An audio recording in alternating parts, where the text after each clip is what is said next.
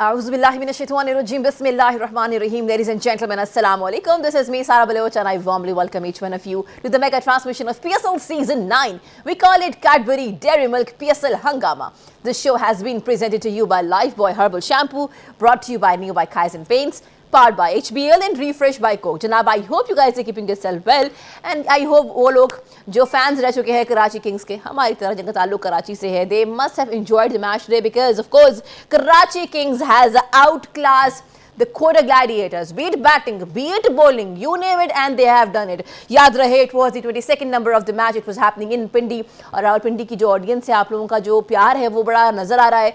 And I just hope कि जब कराची में भी मैचेस हों तो कराची वाले भी निकलें और जितनी भी मैनेजमेंट है वो ख्याल रखे इस बात का, बिकॉज जो मैचेस हमने देखे हैं मुल्तान में, लाहौर में और अब पिंडी में, वो वहाँ का क्राउड, उनका वो जज्बा, मज़ा आता है आप यहाँ से बैठ के टेलीविजन पर जब उनको देखते हो. ये तो हो गई जनाब एक बात. अब अगर हम बात करें कराची किंग की, हसन अली ने आज जिस तरीके से 4 विकेट्स अपने नाम की हैं जनाब, 15 रन दे के, मतलब he happen to be the player of the match. We will have a discussion कि आज हुआ क्या. क्वेटा ग्लैडिएटर्स याद रहे नंबर 2 पे थे, बहुत अच्छा खेल रहे थे. कराची किंग्स सफर कर रहे थे, लेकिन जिस तरीके से आज बाउंस बैक किया है, क्या परफॉर्मेंस अच्छी थी या पिच ने हेल्प किया? For this I have been joined by 2 amazing cricketing mindset. एक तरफ है हमारे साथ हमारे फॉर्मर पाकिस्तान के कैप्टन, वेलकम करते हैं सलीम मलिक साहब को. अस्सलाम वालेकुम सारा, कैसी हैं आप? I am well, how are you sir? मैं ठीक हूँ, आप एज यूजुअल. जज़ाकल्लाह जनाब. और हमारा साथ देंगे हमारे फॉर्मर पेसर, बड़े ब्लंट है जनाब, बड़ा अच्छा लगता है, वो बड़ी एक्यूरेट बात करते हैं, टेक्निकल साउंड है. वेलकम करते हैं अब्दुल रऊफ साहब को. अस्सलाम वालेकुम. वालेकुम सलाम. Gentleman, what happened in Pindi stadium में जो हमने देखा है, हम सरप्राइज नहीं है, हम शॉक्ड हैं कि ये क्वेटा ग्लैडिएटर्स कैसे कर सकता था अपने फैंस के साथ. Sir, I will come to you Rauf ji. क्या पिच ऐसी थी या Karachi kings they were too good today?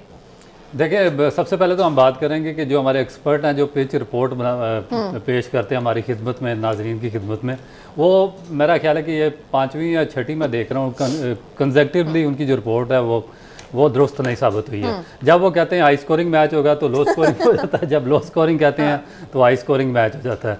आपने देखा होगा कि उन्होंने कराची में कहा था कि जी ये लो स्कोरिंग होगा तो वो हाई स्कोरिंग हो गया. अब पिंडी में उन्होंने कहा कि 200 प्लस होगा तो 118 रन पे जो आपकी टीम थी क्वेटा ग्लैडिएटर की वो आउट हो गई. तो मेरा ख्याल है कि पहले तो थोड़ा सा इनको भी तसही अपनी करनी चाहिए कि जो पिच की रिपोर्ट है थोड़ा सा देखकर आवाम को बताएं, ताकि आवाम भी एक दुरुस्त फैसला करने में कामयाब हूँ. दूसरी बात, जहाँ तक मेरा ख्याल है कि हसन अली को बहुत ज़्यादा क्रेडिट देना पड़ेगा, जिन्होंने सिर्फ 4 ओवर में 15 रन दिए और 4 विकेटें ली, और अपनी लाइफ का उन्होंने एक बेस्ट स्पेल किया, और उस पर उन्होंने रिस्ट्रिक्ट कर दिया कोयटा की ग्लैडिएटर की टीम को 118 रन पे. उसके बाद जो बाकी बॉलर थे, जिस तरह जाहिद महमूद, उन्होंने बड़ी अच्छी बॉलिंग की है. मजरबानी ने जैसन राय को अर्ली ऑन आउट किया, बहुत शानदार उसने बॉलिंग की.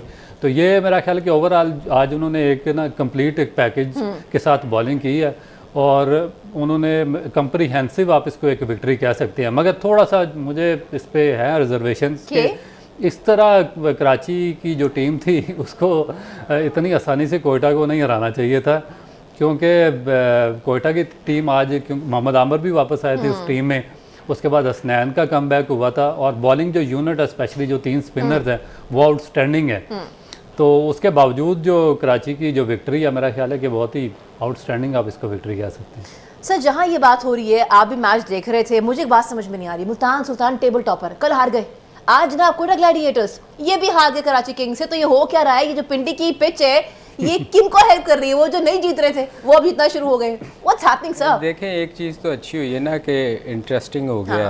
तो मेरे ख्याल वो इंटरेस्टिंग करने के लिए कुछ लोगों का जीतना बहुत ज़रूरी है. जैसे कराची अगर हार जाती तो वो बिल्कुल बाहर हो जाती. आई थिंक मेरा ख्याल है बाहर हो जाती अगर हार जाती बिल्कुल, तो फिर वो नीचे चली जाती ना, मतलब वो इस्लामाबाद के फिर चांसेस कम हो जाने थे. तो मेरा ख्याल है, देखिए मैं हमेशा ये एक चीज़ कहता हूँ कि ये प्योरली बैटिंग विकेट थी. ठीक है, जब विकेट्स गिरती है ना पहले 6 ओवर्स में, तो याद होगा मैंने आपको कहा था, फिर सिनेरियो बड़ा चेंज हो जाता है. वो मौका होता है जब आपको टीम को लेके चलना होता है ना, आप सिंगल अपनी छोटी छोटी पार्टनरशिप करते हैं. यहाँ वो मेरा ख्याल है लोगों के जहन में एक चीज़ बैठ गई हुई है कि इस्लामाबाद में अगर 200 रन नहीं किए तो हम जीत नहीं सकते. तो वो एक चीज़ जो है ना, वो उसी पैटर्न पे बैट्समैन जो है ना आके हिट आउट करते हैं और उसमें फिर विकेटें गिरने के भी बड़े चांसेस होते हैं। अगर अच्छी बॉल पड़ जाए तो फिर आपके चांसेस कम होते हैं। तो मेरा ख्याल है ये थोड़ा सा इनको जो माइंडसेट हुआ है ना इनका कि हमने पिंडी की विकेट के ऊपर जी हम 200 प्लस करेंगे तो जीतेंगे, वो थोड़ा सा चेंज करना चाहिए। ये भी मद्देनज़र रखना चाहिए कि जैसे आज पैनिक किया और एक ही टेम्पो से खेलने से विकेटें गिरी, तो मैं थोड़ा सा इस चीज़ को देखना चाहिए बैट्समैनों को। छोटी छोटी हमेशा हम कहते हैं पार्टनरशिप लगेगी तो लंबा स्कोर होएगा। इतना स्कोर जब तक आप बॉलर्स के लिए कुशन नहीं छोड़ेंगे कि वो थोड़ा सा इतना मार्जिन हो कि वो फाइट कर सके। अब इस पे फाइट का कोई चांस ही नहीं छोड़ा उन्होंने, देखे ना इतनी कम स्कोर पे आउट हो गए। मुझे एक चीज़ का फिर भी थोड़ा सा है कि देखें शान आज भी स्कोर नहीं कर सके। सरफराज आज भी इस कंडीशन में इतनी अच्छी बैटिंग कंडीशन में भी, मतलब शान के लिए तो बहुत आसान था ना, अब कम स्कोर था, अपना स्कोर करके एक वो फॉर्म वापस लाने की कोशिश करते। तो कुछ लोगों की हम जो हमेशा कहते हैं कि वो T20 के प्लेयर नहीं है, इनको इस पे काम अपना करना चाहिए। लकी थे आज के, मेरे ख्याल में तो कोयटा की बहुत अच्छी टीम थी, मगर वो कैसे इस विकेट पे इतनी जल्दी आउट हो गई, उसकी रीज़न यही है कि पैनिक बटन को करना चाहिए था। वो भी नाफे ये सब जितने थे इन्होंने देखो ना पैनिक बटन दबा हुआ है कि जी 200 करेंगे तो जीतेंगे, अदरवाइज हम जीत ही नहीं सकते। ये चीज़ अपने ज़हन से निकालनी चाहिए। यानी आप जाएं और आप अपनी गेम खेलें, ये मत सोचें कि जी आपने 200 करने तो ये आपने जीतने। अभी टाइम है थोड़ा, टाइम बस नहीं आएंगे हम अभी। Will have a conversation, will start the conversation from you. Concerns जो है वो questions they have arisen because Shan Masood is not able to create any impact. Will have a detail discussion कि अब होना क्या चाहिए, ओपनर्स में कौन आ सकते हैं।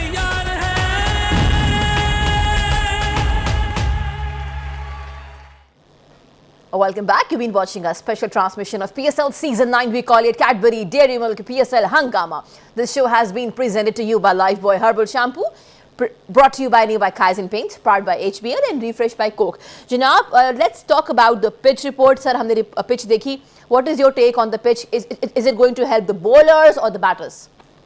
देखिए मैं सारा हमेशा एक चीज़ कहता हूँ कि हमारे बॉलर्स जो है ना वो एक बंदे को फॉलो करते हैं और वो है राशिद। तेज़ तेज़ आके बॉलिंग करते हैं।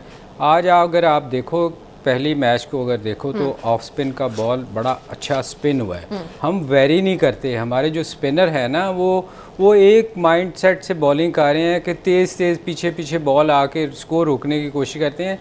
आउट जब आप करेंगे जब आपकी बॉलिंग में वेरिएशन होएगी।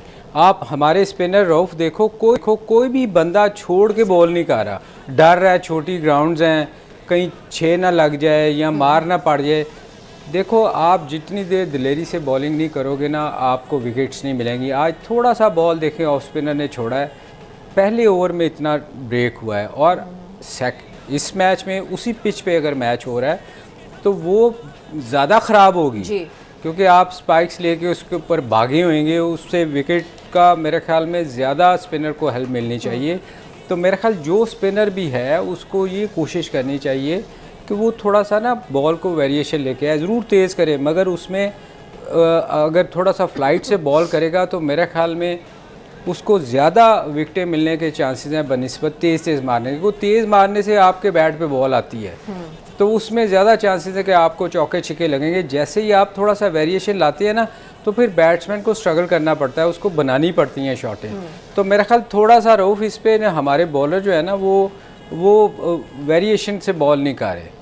So they need to have their own game rather they keep thinking कि राशिद की तरह बॉलिंग करनी है, आप अपनी ही गेम करें, आपसे हो पाएगा। लेकिन जहां ये बात हो रही है वहां पे हमने देखा किस तरीके से कोयटा ग्लैडिएटर्स की अगर हम बैटिंग देखें बॉलिंग देखें कुछ ना हुआ। कराची किंग्स में भी कंसर्न है, बेशक they have won the match, they have outclassed the Quetta Gladiators, but what has happened to Shan Masood. And आगे मैचेस हैं और कराची किंग्स को आने वाले 2 मैचेस ज़रूर क्वालिफाई करने हैं अगर इनको प्लेऑफ्स के लिए क्वालिफाई करना है। आपको लगता है कि शान मसूद को शायद नीचे आना चाहिए, शायद विंस ऊपर आए, कोई ओपनर जो ओपनिंग पेयर है, are you satisfied with the current opening pair perhaps? देखिए मेरा ख्याल है कि जो इस फॉर्मेट को सूट करते हैं उन प्लेयर्स को ओपन पे आना चाहिए। आपके पास डुप्ला है, आपके पास सेफर्ट है, आपके पास विंस है, तो इन तीनों को मेरा ख्याल है कि पहले 3 नंबर पे आना चाहिए। मैंने पहले भी बात की थी कि शान मसूद की इस फॉर्मेट में जगह नहीं बनती, वो फोर्सफुली उनको इस फॉर्मेट में डाला हुआ है। इस वजह से उनकी जो टीम है वो भी स्ट्रगल कर रही है और जो रिक्वायर्ड रिजल्ट्स हैं वो भी नहीं आ रहे। ये तो हम चले बात की, जिस तरह हम नवाज़ की पहले बात करते थे, आज उन्होंने बॉलिंग नहीं की तो कराची ने बहुत अच्छा रिजल्ट प्रोड्यूस किया, 118 पे कोयटा को आउट कर दिया। अच्छा, मैं जो असल इशू है ना वो उस पर आऊँगा, और मैं काफ़ी दफ़ा मैनेजमेंट को कह चुका हूँ पाकिस्तान क्रिकेट बोर्ड की कि आप लोग हैं, आप में अभी तक वो कम्प्लेक्स ख़त्म नहीं हुआ जो गोरों का है, जो बाहर से उनको ला के आप यहाँ पे बिठाते हैं। आपके अपने जो लेजेंड्स हैं वो यहाँ पे सफ़र करते हैं, आप उनको पूछते ही नहीं है, और जो आपके ऑर्डिनरी बाहर से लोग आते हैं वो गोरे होते हैं, उनको यहाँ पे लाके आप नवाजते हैं। जिस तरह सलीम भाई ने यहाँ पे बैठ के मैं आपको पता मैं गलत तारीफ करता नहीं हूँ किसी की, अगर जो साफ बात होती है वो करता हूँ, मेरी करना भी नहीं। इन्होंने देखे कि वहाँ पे पिच के ऊपर खड़े होकर रिपोर्ट दी है, वो सारी रॉन्ग, अभी तक एक प्रेडिक्शन सही नहीं हुई जो भी पिच रिपोर्ट इन्होंने दी है। और इन्होंने यहाँ पर बैठ के जो पिच के बारे में बात की है वो 200% बिल्कुल दुरुस्त थी, जो इन्होंने कहा वही रिजल्ट निकला। उसके बाद जूनियर्स प्लेयर के बारे में इन्होंने जो बात की है कि इसको ये प्रॉब्लम सॉल्व करेगा तो ये आगे जाके बड़ा बैट्समैन बन सकता है, वो प्रॉब्लम पूरे टूर्नामेंट में और पास्ट में उसी तरह नज़र आते रहे, उन पर कोई काम नहीं हुआ।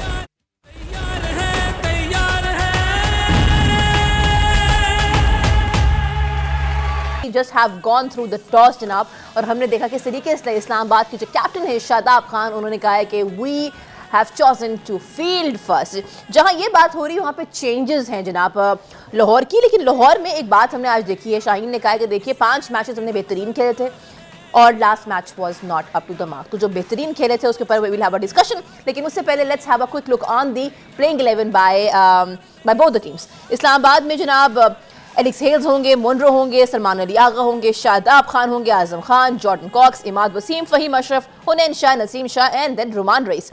Then we have got in Lahore Qalandars Fakhar Zaman, Farhan, Dussen, Shai Hope, Sikandar Raza, Ahsan Hafeez Bhatti, David Wiese, Jahandad Khan, Shaheen Shah Afridi, Tayyab Abbas and Zaman Khan.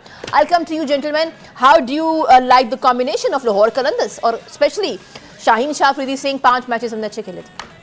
देखिए, मेरा ख्याल कि जब कोई ऑप्शन उनके पास नहीं रह गया तो उन्होंने फिर जितने भी यंगस्टर थे उनको ट्राई कर दी, मगर जिस तरह हम बात करते हैं कि जो जेन्युइन था, जो डिज़र्व करता था और जिसको खेलना चाहिए था और जो आगे जाकर पाकिस्तान की प्रोडक्ट बन सकता था, अब्दुल्ला शफीक, वो अभी तक मिसिंग है। उसको शुरू में भी चांसेस देने चाहिए थे और उसको अब भी मेरा ख्याल है कि अगर जो बाकी 3 मैचेस हैं, क्योंकि वो एक वाइड प्लेयर वही लाहौर कलंदर में है जिसका आगे जाकर बड़ा स्कोप है, वो पाकिस्तान के लिए तीनों फार्मेट खेल सकता है और मेरा ख्याल है कि खेलेगा भी, क्योंकि टेक्निकली वो सबसे बेस्ट प्लेयर वही है। तो मेरा ख्याल है कि बजाय कि बाकी जो जिस तरह इन्होंने प्लेयर शामिल किए हैं जिनका इतना ज़्यादा फ्यूचर नहीं है पाकिस्तान के लिए, तो अब्दुल्ला शफीक को अगर चांस देते तो ये पाकिस्तान क्रिकेट के लिए बहुत अच्छा होता है। अगर रऊफ उसको खिलाएंगे तो उसका चांस बनेगा ना। ये देखो ना, ये उसके साथ ज़्यादती कर रहे हैं कि उसको जब वो एक सीन पे नज़र ही नहीं आएगा तो वो सिलेक्शन के लिए फिर कंसीडर ही नहीं होगा। आप खेलेंगे तो कंसीडर होंगे ना। वर्ल्ड कप में इसलिए भी 2 सेंचुरियाँ, मैं मतलब वो एक वाहद प्लेयर था टेक्निकली जिसको हम बड़ी तारीफ़ करते थे कि बड़ा अच्छा प्लेयर है। अनफॉर्चुनेटली वहाँ स्ट्रगल किया सब ने, ऑस्ट्रेलिया में, न्यूजीलैंड में सब ने स्ट्रगल किया, इवन बाबर ने स्ट्रगल किया। तो आपने वो तो खेल रहे हैं सारे थ्रू आउट जितने भी थे, मगर शफीक को इन्होंने बिल्कुल साइडलाइन कर दिया है, जो कि मेरा ख्याल है ये उसके साथ गलत कर रहे हैं। सो ये एक आवाज़ है एंड आई होप कि वो तमाम लोग जिनका ताल्लुक लाहौर कलंदर से है आप ये बात सुने और इस पर अमल करें, बिकॉज सर कह रहे हैं he happened to be the backbone of his era of batting lineup, he happened to be the former captain of Pakistani team, of course if it is coming from our panelists, of course it has gotten a weightage। तो इससे बात आप लोग आपस में ज़रूर कीजिए, क्योंकि शफीक जो है ना वो हमें नज़र आना चाहिए। जहाँ ये सारी बातें हो रही हैं वहाँ पे हमने देखा कल पीसीबी के जो चेयरमैन है मोहसिन नकवी साहब, उन्होंने एड्रेस किया सारे प्लेयर्स को, और एक अच्छी खबर है, ये कितनी खुशाइन है इस पर डिस्कशन करते हैं कि किस तरीके से मिलिट्री अकेडमी काकुल में अब पाकिस्तानी नेशनल टीम की ट्रेनिंग की जाएगी। I would come to both of you because I want to know कि आप लोगों ने अपने ज़माने में क्या ये ट्रेनिंग्स कर रखी हैं, और ये जो प्रेशर है जब भी हम जिक्र करते हैं आर्मी की ट्रेनिंग का वो इतनी एक्सटेंसिव होती है और इतने कमाल टॉप नॉच ट्रेनर्स हैं इनके पास, क्या हमारी टीम इतना प्रेशर बर्दाश्त कर पाएगी? देखें, ये अच्छी चीज़ है, ट्रेनिंग होनी चाहिए, क्योंकि उसके फ़िटनेस के बगैर आप इतना लंबा चल नहीं सकते ना, आपकी फ़िटनेस होना बहुत ज़रूरी है। मगर क्या मेरा क्वेश्चन है कि वहाँ फ़िटनेस जो लेवल उन्होंने चेक करना है, वहाँ कुछ प्लेयर जाके फ़िटनेस लेवल पे पूरा उतरेंगे, लाइक आज़म को ये भिजवाएंगे, और बहुत सारे प्लेयर ऐसे हैं उसामा मीर और बहुत से खुश दिल चाहिए जिन्होंने मेरा ख्याल ट्रेनिंग नहीं की हुई, तो यहाँ तो फिर जो चेयरमैन साहब ने बड़ा अच्छा डिसीजन लिया है, क्योंकि कुछ लोगों की फिटनेस पे बड़े सवाल उठते थे। तो वो यहाँ तो एक लेवल हो ना कि अगर वो जैसे इन्होंने रखा होता था कि ये इस लेवल तक ये इम्तहान पास करेंगे, उसको पूरा करेंगे तो हम आगे सिलेक्ट करेंगे। तो वहाँ जाके तो बहुत लोगों को फ़िटनेस की प्रॉब्लम होगी। तो उसके लिए फिर या तो स्ट्रिक्टली कहें ना कि जो इसमें पूरा नहीं उतरेगा वो आगे सिलेक्ट नहीं होगा, मगर ये होता नहीं है। मैं आपको बताऊं, यहाँ लॉबीज़ ऐसे काम करती हैं कि वो जब उसको खिलाया गया था तो फिटनेस लेवल सारा ख़त्म कर दिया गया था कि इसके लिए कुछ लोगों के लिए फ़िटनेस लेवल है ही नहीं। तो ये फ़िटनेस लेवल किन के लिए है? आपके लिए, मेरे लिए, गरीब आदमी के लिए, जिसको पूरा करना ज़रूरी है, जिसकी से है, जिसकी पावर है, उसके लिए फिटनेस लेवल नहीं है। तो मैं गुजारिश करूंगा चेयरमैन साहब को, काफ़ी वो वैसे ही बड़े स्ट्रॉन्ग है और डिसिप्लिन में बड़ा वो सख्ती से काम करते हैं, तो फिर इस पे ज़रा उनको वाकई ये बड़ा अच्छा स्टेप लिया उन्होंने। अच्छा, जहाँ ये बात हो रही है वहाँ पे I would want to hear from your experience also. आप भी गए थे अपने एरा में, वो क्या ट्रेनिंग होती है, कितनी मुश्किल होती है, ज़रा बताइए ना। देखिए, वो मेरा ख्याल है कि पाकिस्तान का जो बेस्ट ट्रेनिंग सेंटर है वो पाकिस्तान आर्मी के जो टॉप क्लास इंस्ट्रक्टर्स हैं वो वहाँ पर ट्रेनिंग देते हैं। और हमें जनरल तौकीर ज़िया के दौर में वहाँ पे भेजा गया था ट्रेनिंग के लिए। तो जिस तरह सलीम भाई ने बात किया, वहाँ पे हमारे जो आर्मी के इंस्ट्रक्टर्स होते हैं, उल्टी है कितनों ने की थी ये क्यों करते हैं? अच्छा, वो बड़ी सख्त ट्रेनिंग होती है। उन्होंने छोटी छोटी ना एक डब्बे से बनाए होते हैं, उनके अंदर से कराल करके आपको गुजरना होता है। अब मुझे नहीं पता कि आजम खान वहाँ से कैसे गुजरेगा कराल करके। फिर उसके अलावा हमें वो एक दफ़ा लेके गए थे खानपुर डैम पे, उन्होंने वो कश्तियों पे हमें बिठाया, तो हमें कहते हैं लाइफ जैकेटें पहन ले, वो जो लाइफ सेविंग जैकेट्स होती है। हमने कहा नहीं अब तो कश्ती में बैठे। उन्होंने कहा नहीं, पहन ले आप। 2 फौजी थे वहाँ पे हमारे साथ, तो बड़ी मुश्किल उन्होंने ना हम सबको लाइफ सेविंग जैकेट्स बना के, उन्होंने कहा दूसरे जो कॉर्नर है ना वहाँ पे आपका खाना लगा हुआ है, तो हम कश्ती में आपको उधर लेकर जा रहे हैं। जब हम खानपुर डैम के सेंटर में पहुंचे तो उन्होंने कश्ती उल्ट दी, कहते आप तैर के जाओ। घंटा तैर के वहाँ पे पहुँचे हम। तो बड़ी मुश्किल तरीन ट्रेनिंग होती है। फिर आपको वो दरख्त होता है, पूरा का पूरा दरख्त, वो उठा के आपको नीचे जो ग्राउंड्स होते हैं वहाँ से ऊपर वो पहाड़ी की चोटी पे जाना पड़ता है 3 बंदूकें उठा के। तो बहुत टफ है। दुआई कर सकते हैं जो हमारे आजकल के प्लेयर्स हैं और जिस तरह की इनकी फिटनेस है कि वो उस ट्रेनिंग पर पूरा उतर सकें। नहीं, मुझे याद है एक दफ़ा ना जावेद भाई ने भी ना हमारे कराची कैंप लगा हुआ था, उन्होंने को कराटे वाले कोई इंस्ट्रक्टर बुला लिए थे और वो उनकी ट्रेनिंग बड़ी सख्त होती है। तो वो उसमें बहुत सारे लोगों ने वॉमिट शुरू कर दी थी, क्योंकि वो रनिंग इतनी ज़्यादा करवाते हैं, वो रुकने नहीं देते। तो उसमें जो लोगों की फ़िटनेस नहीं होती ना, उनमें बड़ी प्रॉब्लम होती है। स्पेशली कादर भाई कभी ट्रेनिंग, अल्लाह उनको जन्नत नसीब करे, वो कभी ट्रेनिंग नहीं करते थे, उनको लीवरेज था। और उनको इमरान खान भी कुछ नहीं कहते थे, उनको कहते ये मेरा लाडला है। तो वो नहीं करते थे। बाकी लोगों में भी जो फिट भी थे, इवन उनको भी बड़ी मुश्किल हुई थी। तो यहाँ तो कुछ जैसे रोकने का, कुछ लोगों को तो बहुत मुसीबत होएगी कि उनको तो जैकेटें भी नहीं आएंगी। लेकिन सर एक तरह से अच्छा है कि आजम खान की फिटनेस पे इतने क्वेश्चंस हो रहे हैं, एक तरीके से बहुत अच्छा है कि जब वापस आएंगे तो he is going to be fit, like we want to see him being fit. लेकिन वो इतनी जल्दी इम्पैक्ट इसलिए नहीं पड़ेगा क्योंकि वहाँ पे कम से कम इनको 2 महीने रखना चाहिए। मेरी चेयरमैन साहब से अपील है, मोहसिन नकवी साहब से, कि कम से कम इनको 2 महीने वहाँ पे रखें। 2 माह उनको ट्रेनिंग वहाँ पे करवाएंगे तो फिर कोई फिटनेस इनकी बेहतर हो सकेगी। दूसरा, उसमें डिसिप्लिन बहुत अच्छा आ जाता है, क्योंकि यहाँ पर तो हम अपने टाइम से उठते हैं ना, 11-12 बजे सो के उठे, ग्राउंड चले गए, तो वहाँ पे आपको एग्जैक्टली सुबह 5 बजे उठ के ग्राउंड के अंदर होना पड़ता है और रनिंग के लिए तैयार होना पड़ता है। मगर मैं बताऊँ, टैलेंट हैंड कैम्प लगा करता था फजल महमूद साहब का। तो हम लोग, अब तो कज़ाफ़ी स्टेडियम उस वक़्त पुलिस के नीचे, आपको याद है, वो सारे वो रहा करते थे और अंदर स्टेडियम के अंदर कमरे हुआ करते थे और हम लोग वहाँ रहा करते थे। और सुबह 5 फजर की अज़ान के बाद ना वो उठा देते थे और सारा दिन हमारी सुबह ट्रेनिंग होती, क्योंकि फजल महमूद साहब भी बड़े, उन्होंने बड़े प्लेयर निकाले हैं, उनके टाइम पे वो बड़े सख्त थे इस मामले में। तो वो सुबह सुबह हमारा कैंप लगा करता था। मगर जो ये फौजियों वाला कैंप है ना, ये तो आपको बिल्कुल फिट करके रख देगा, आपको फिटनेस लेवल आपका बड़ा खुशाइन बात है एक तरह से। ये खुशाइन बात है मोहसिन साहब के आने से, एक पहला चेंज हमें नजर आ रहा है। आई जस्ट होप कि हमारे सारे जो अनफिट खिलाड़ी हैं वो फिट हो जाएं। जनाब, लाहौर कलंदर्स है एंड इस्लामाबाद यूनाइटेड का मैच थोड़ी देर में शुरू हो जाएगा Rawalpindi stadium, and I am loving the crowd from Pindi. आप लोग जिस तरीके से आके सपोर्ट कर रहे हैं, देखने में मैच को मजा आता है। याद रहे कि अगर हम हिस्ट्री के एतबार से बात करें, 15 मैचेस आपस में 2 लोग खेल चुके हैं। लाहौर कलंदर्स जनाब 6 मरतबा जीते हैं और इस्लामाबाद यूनाइटेड 8 मरतबा, और पॉइंट्स टेबल के एतबार से भी इस्लामाबाद यूनाइटेड ऊपर है। On this note, I have to take a lead. Gentlemen, thank you so much for being here. आपसे मुलाकात होगी रात 11 से 12. Keep watching 24 News. इंशाल्लाह मिलते हैं और जाते जाते एक बार फिर पाकिस्तान जिंदाबाद। अल्लाह हाफिज़।